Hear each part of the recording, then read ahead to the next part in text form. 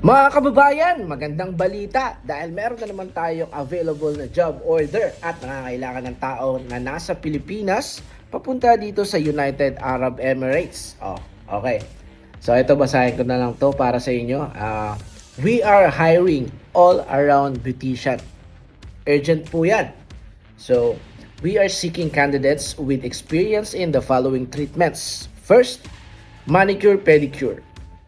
Gel, acrylic nail extension, eyelash extension, eyebrow, eyelash lamination, waxing, Moroccan bath, massage therapy. Kung meron kayong experience sa pito na yan, kahit tatlong experience, well, send lang kayo sa CV na sa email na to or sa WhatsApp number na to. At syempre, ito ang starting salary niya. Tumataginting na 3,500 dirhams. Kaya ano pa hinahantay nyo? Send your CV na!